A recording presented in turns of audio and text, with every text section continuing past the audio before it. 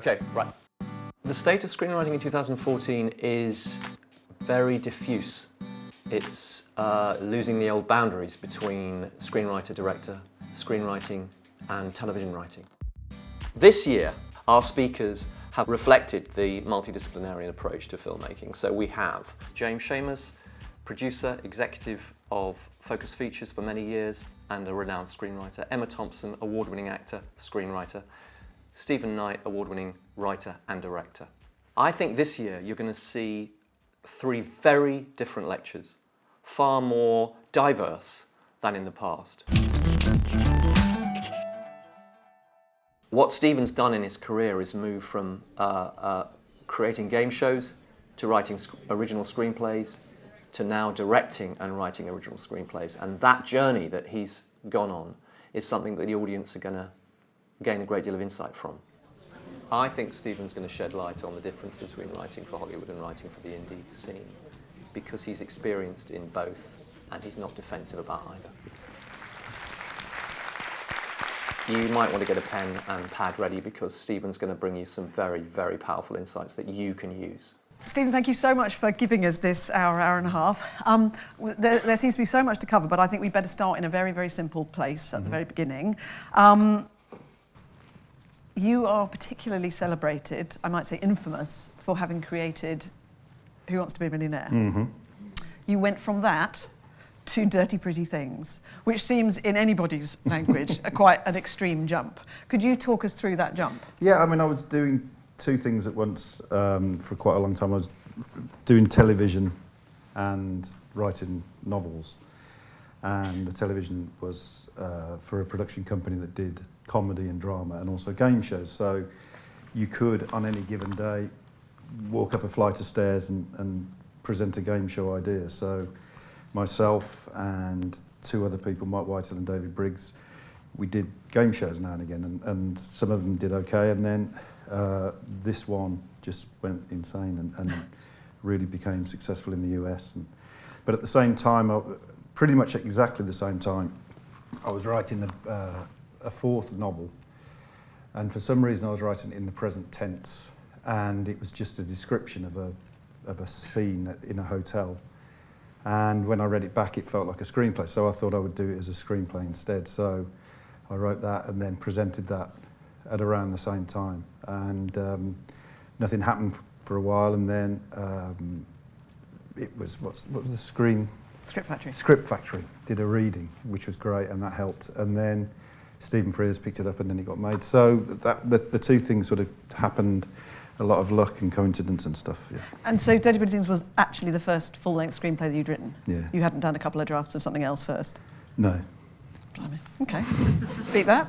Okay.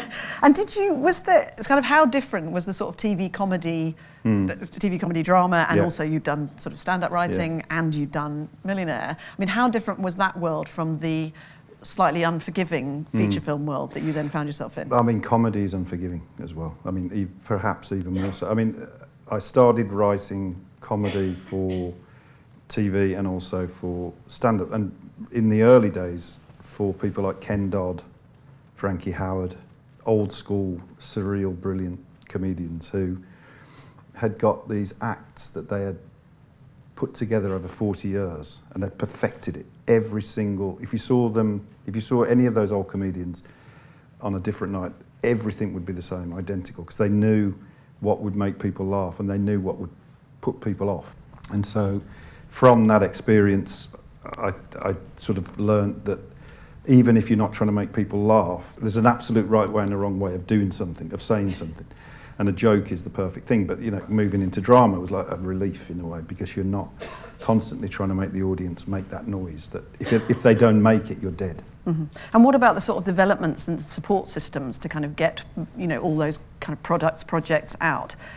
A game show, a TV drama, a feature film script. I mean, how did you navigate your way through the feature film world? In my mind, I had not in my mind. In reality, I had 2 computers, so there was 2 different worlds. 2 different yous. Yeah, exactly. And one paid the bills and was the TV stuff, but the novels were replaced by the screen. In other words, that was the sort of dreamy end of things. That was the stuff that I was doing for myself. And the screenplays when Dirty Pretty Things took off, it was possible for me to just concentrate on that. And then from then on, that's pretty much what I did until Peaky Blinders. And you made it sound very easy then when you said, and then I wrote Dirty Pretty Things, and then Stephen Frears, and then blah, blah, blah. I mean, presumably that was not like that. Tell us what you had at the beginning. Like, what did you start with there? You had your I had the idea. I I had the idea of, which is how anything that I do that's an original begins with a scene, if you like, or a setup sort of thing. And I'd been in the BBC for something. I came out of the BBC Broadcasting House and looked at, that hotel, the Langham. Yeah. And just looked at that and thought about that place and what it would be like inside. And I went inside, and there was what I assume was an African porter, desk clerk. And I wondered what it was like at night and what would happen at night. So when I went home, I started writing that scene of someone sitting there, and then their phone rings. And he hears someone say, she's dead. And then the phone goes. And that was it. That was the original thought. And then from then on, trying to think, well, what was that all about then? And who is he and why is he there? And that happened, and I wrote the story, and I was quite pleased with it. Not in final draft or in any legible form, really, but it was just written. And I presented it, naively thought, well, I'll send it to BBC Films then. Because I was working for the BBC, doing things for the BBC at the time. So that seemed the logical place for it to go. And I got a response, and the Script Factory thing happened. And when it's not what you do for a living, you sort of leave it alone a bit, and you're not that concerned about it. And sometimes, somehow it gets a life of its own and it starts to get momentum. Then it died a death, and someone told me this will never get made. It's not the right time for this, all of that stuff. And I sort of accepted it. And then Stephen Frears called to say that he'd read it and he liked it, so I went to meet him. And he said, yeah, it's very good. He said, but could you make the end better? I said, okay, yeah, fine. Said, well, good, there you go. And that was it. That was the script meeting. So. And he never told you what he meant by that? No. So what did you do? I tried to make it better. As best I could. When you write something, you see the film in your head. And the ambition is to get as close to that film on the screen as you possibly can. Letting go of the script and letting other people take control. It's great. I mean, I've been lucky that the directors I've worked with have all been brilliant, so they've improved the scripts. But they're different. And different, when you're a writer, is hard to take. And can you think back to kind of, at that point, what were the sort of biggest challenges you had? I mean, apart from understanding what make it better might mean, but what did you... Looking back, it was great, and I wish all script meetings were like that. But at the time, I thought, well, that must be how it is, that you get given that sort of freedom. But Stephen's a different kettle of fish to most directors. He's got the clout, and if he says this is going to work, then people go along with it. Were there other people involved that kind of helped you in the process, developers, executives?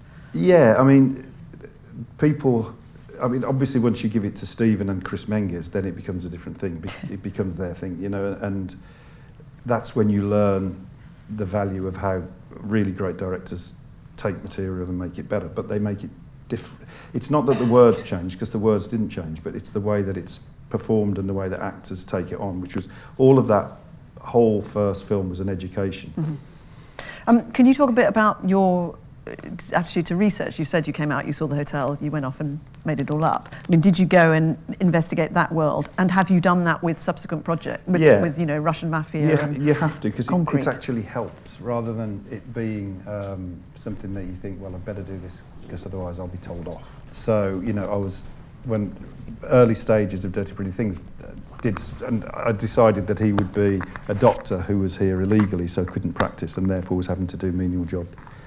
And started to find out about how people made a living, and then found out about the organ donors thing. And that's not something that probably would have sprung to mind if I hadn't read about it. And then suddenly it becomes the most obvious plot point that that's what happens. He's a doctor, and he gets dragged into doing this sort of organ donation and stealing of organs.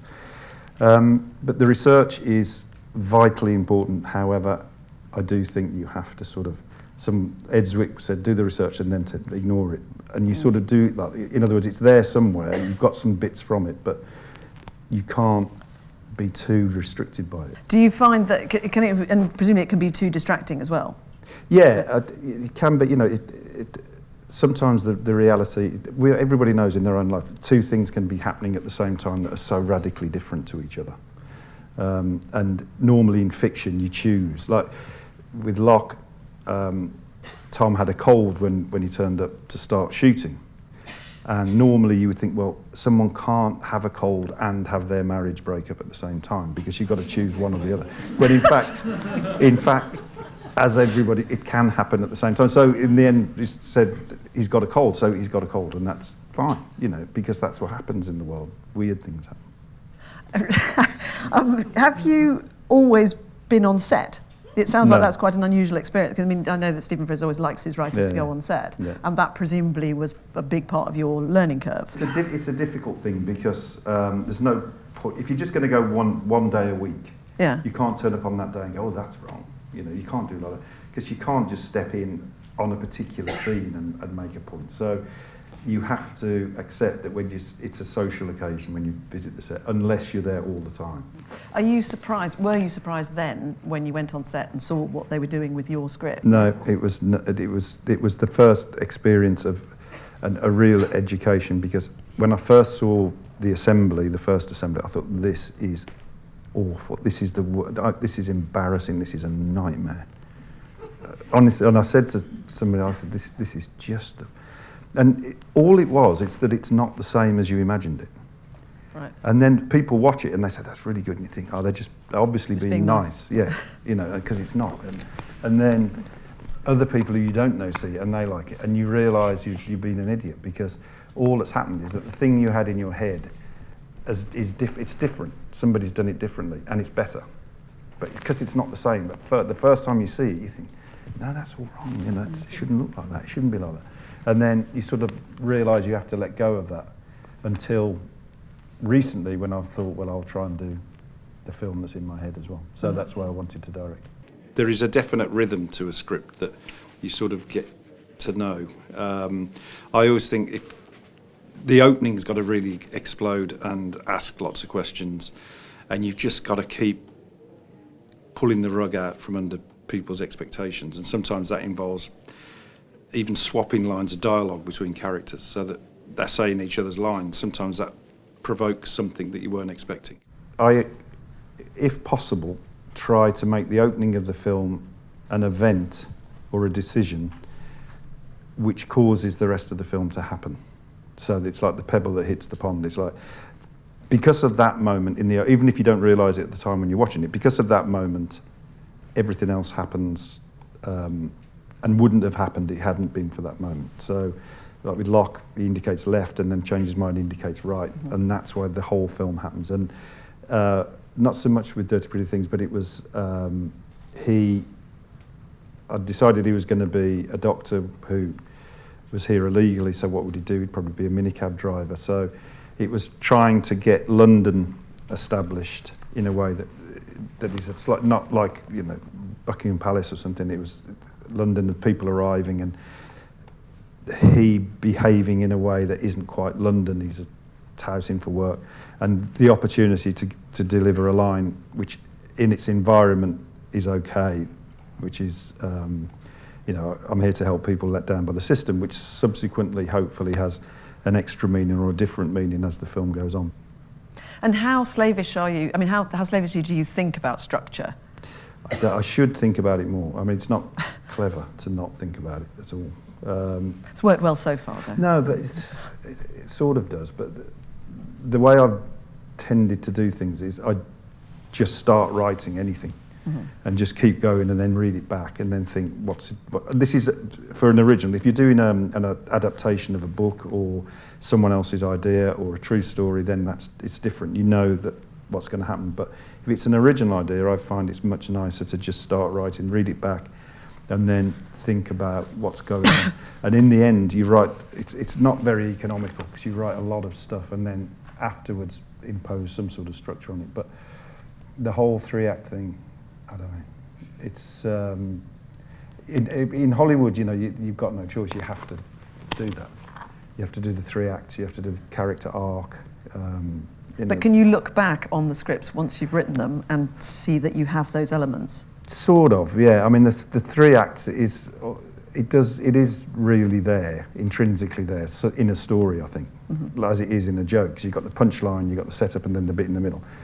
But the rules of the game are such that in Hollywood, people actually look for evidence that the rules have been adhered to. You know, where's the end of the first act? And you don't. And so in the end, you sort of invent one. But telling this, I mean, Locke is hopefully not like that, and it's much more just one journey. And with an adaptation, with a book or with real life, you have certain definite things that you have to cover, and you have a progression of story which you have to deal with. So, And you've done that most recently with 100 Foot. 100 Foot Journey is from a novel, yeah. Yeah. And how slavishly were you? Not really. I mean, the thing with that, if anybody's read the novel, it covers a much longer period of time, and it's much more about Paris and in the end, it was a question with that of trying to find where the film was in terms of what's achievable, because if it had been 6 hours of television, you could have done the whole book. But in 100 Foot Journey, it was finding the sequence where they're in that little village. That's where, you know, it's taking just a section of the book and making that into the film. So you do have to make the decision of what, if you're given a book, what actually will work as a film, because they're so different to each other, films and novels. And talk about endings. What's your take on endings? Do you know your end? At which point do you know your ending? Usually, it's usually a good idea. It's the only bit of discipline you have in a way. If you know what's going to happen at the end, at the very end, you can be as free as you want, but at least you know which direction you're going into. It's like, who was it? Edward de Bono did a talk about creativity where he said, if you're at home and you go to somewhere you've never been, it gets more and more difficult because you're less and less familiar with where you're going. If you're going home, it gets more and more familiar, more and more easy. And it's the same with an ending. If you know the ending, you're heading towards it, and it's sort of getting easier and easier because you are getting closer and closer to the familiar territory that you've got in your head somewhere. I'm not suggesting that you write the ending, but you know pretty much where it's going to go. But in the middle, you can do anything. That's brilliant. Well, it doesn't always. The problem with it is, as I say, it's like it would be much more sensible to do a treatment and stick to it. Right.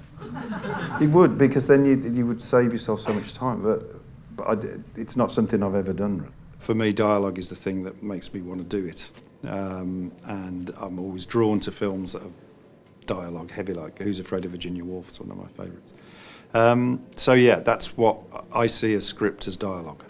The worst thing you can do is to say the character walks in. He's got to convey this piece of information. So he walks in the room and conveys this piece of information. No matter how you dress it up, that's what they're doing.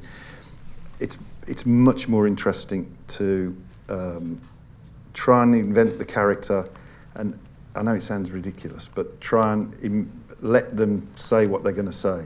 And sometimes you end the scene and you haven't got anywhere. You know, you haven't got anywhere closer to conveying the information. But the scene is okay because you've had this conversation between two people that feels real. If you can try and get close to that, is good in dialogue. But also, I think it's being aware of the amount of stuff that doesn't get said. And imagining the mountains and mountains and mountains of stuff that's in people's heads when they meet, especially man and a woman who are attracted to each other, and there's so many things not said that you can't say. There are rules against saying. It's like in Locke, you know, when you're talking to your son about something or something really emotional is happening, talk about football. You know, talk about someone else. I talk about the motorbike or something. And sometimes that's what people do. I think you go for something hard, especially men, I think.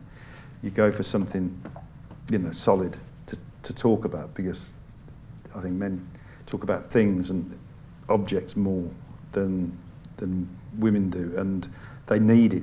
They need a place to hide, and so they'll go for football or the motorbike or something. And I think if you can be aware of how people do that and the tricks people play on each other when they're having conversations, And sometimes just put in anything, just anything. People can say anything. You never know, you know, if you see a transcript of a real conversation, it's all over the place. People say the oddest things, but in the odd things that they say, you know, an example I would give when I was much younger, I worked on a building site, and there was a tea boy, and he came in with a tray of tea, and everybody in the hut where everybody was working, everybody took one, and there was none left for him. And his exact words were, "I bastard make the bastard, and I don't bastard get a bastard." That's his exact words. And what about exposition? It's horrible. PC Right. plot, they call it. Yeah, it's horrible, because sometimes you have to get it out of the way. Right. And So how do you solve those problems where you have to convey a bunch I of information? try and invent a character who knows nothing. A character who? Knows nothing about whatever it is, so that you have a legitimate reason to explain to the character. Well, you obviously explain to the audience, and also formal situations where someone, I mean, police procedure stuff is great because you've got a real reason to be very specific. Amazing Grace, you've got quite a lot of, very, very detailed information to get over. Talk about how you... Yeah, to do that, I got, there's one particular thing where it's all about parliamentary procedure, and Wilberforce and his allies played this really clever trick, political trick, in the House of Commons. But to explain it, and I tried loads of different ways, and in the end, it helped if it was urgent, because then you've got a reason for saying it quickly, and getting it out of the way. And then it helped if it was in a place that was not expected. So I had the person who they were explaining it to playing golf, and he's standing there playing golf, and he's much more interested in the golf, and they're trying to get his attention, so they're desperately telling him this information. And how written is your dialogue? Generally, kind of how happy are you for actors to kind of take your words and... No, not at all. Not at all. I mean, it happens, obviously, but I'm not happy about it. Okay. Locke is all word for word, but as a writer, I think it's not... You don't want them to change anything. Mm-hmm. You know, you want it to even the pauses, and when you're directing, you have to do everything you can not to try and just say it in the way you want it said, which would be death on Earth. But that's what you... I think if you're a writer, that's your job, to try and defend word for word. Mm-hmm. But then you have to accept that it isn't going to be like that. Mm-hmm. And how much do you care about kind of backstory? Somebody once said, "Oh, you have to make your characters do the Marie Claire quiz," or just so absurd. Yeah. But like, do you what how much more do you give than we see? I don't really start off with backstory, but I think the backstory comes bit by bit. Mm-hmm. As you write the characters, the scenes happen, then I think you start to think of a reason why they might behave like that, and why they might be like that. And then by the end, you've sort of almost got a complete backstory for that character. But along the way, I wouldn't fill in the gaps too much before getting to the end. Mm-hmm. I wonder if we should pause and take some questions from the audience. First up, there, yes. I just wonder if you could talk a little bit about the length of the shoot for Locke, and also was he originally written as Welsh, or was that a choice? No, it was. I wanted him to be from a working class background so that he could legitimately be from a very poor background. But a lot of the accents we had to rule out. Birmingham, Liverpool, London all come with a lot of baggage and all of that.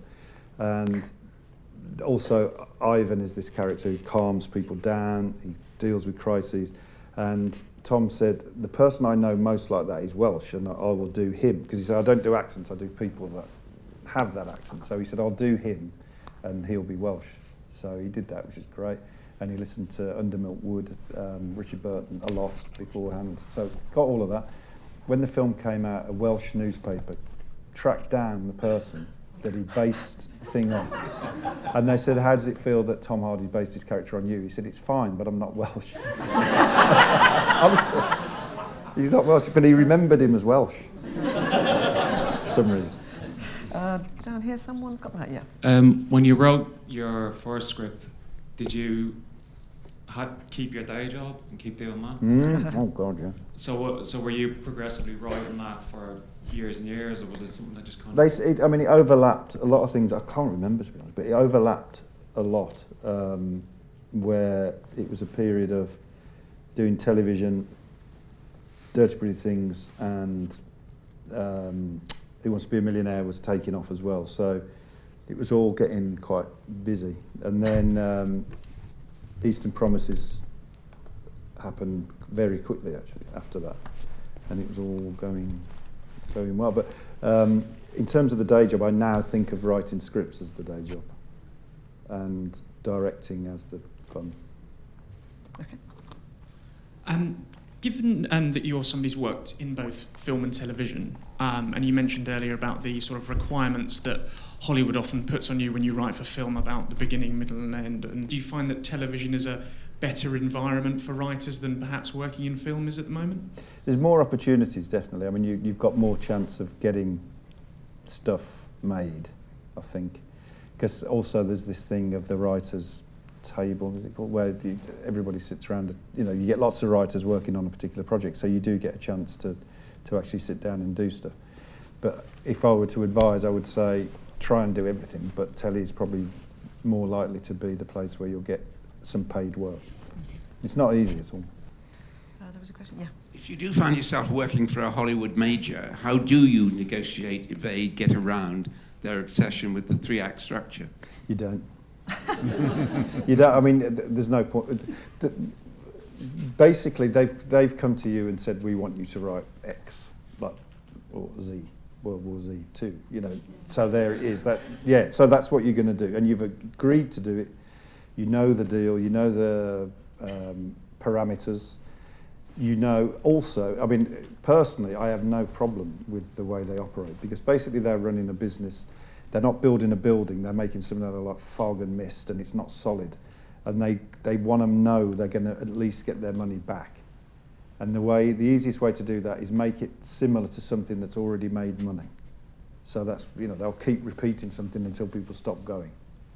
And therefore, you know that, you know it's a business, and there's something good about it. It's, you know, I like Hollywood, I like going there. It's very simple, it's about money. Everything, you know it's about money, it's fine.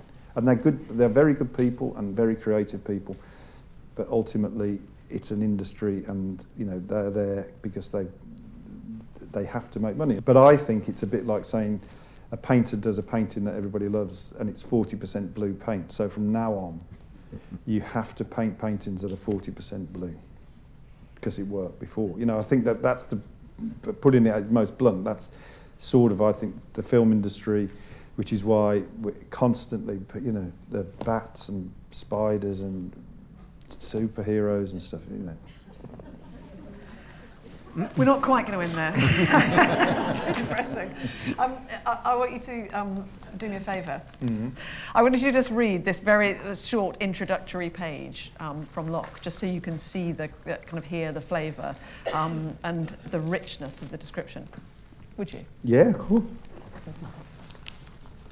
A man gets into the driver's seat. He's in his 30s, a face made of stone and unused to expression or emotion. This is Ivan Locke. He sits in the driver's seat for a few moments. He takes a breath, and we might guess, or we might not, that he has just had some important news. Is he scared? Angry? ? He takes out his cell phone and looks, deciding whether or not to make a call. This never made it in, did it? He checks his watch. He decides there is time for a call. He gets the phone away quickly and fires the engine. He shifts gear and reverses. We stay with him, and we'll stay with him intensely for the rest of the story. The car bumps over rough ground as Ivan heads for the big secure gates that open out onto the street. The construction site is massive, and it takes a while to reach the edge of it. Trucks rumble and generators roar. This is Ivan's world. The gates are opened by a guy in a high-vis jacket. Ivan reaches the curb of the road and indicates right as a reflex, but he doesn't pull away. He realises that this time he must choose which way he will go. He has a decision to make, but he is a man who makes 100 hard decisions a day. Even so, he takes time. A massive truck pulls up inches behind him, and its headlights fill Ivan's car. Ivan continues to make his decision as his indicator ticks away the seconds. The truck hoots its baleful horn, the voice of fate. Ivan hits the indicator to indicate left instead of right. He turns left and joins light evening traffic. Ivan will now drive through city streets toward the M6 motorway and a couple of miles away. We will not blink as we study him as he drives. He speed dials a number labelled bastard. Ladies and gentlemen, Stephen Knight.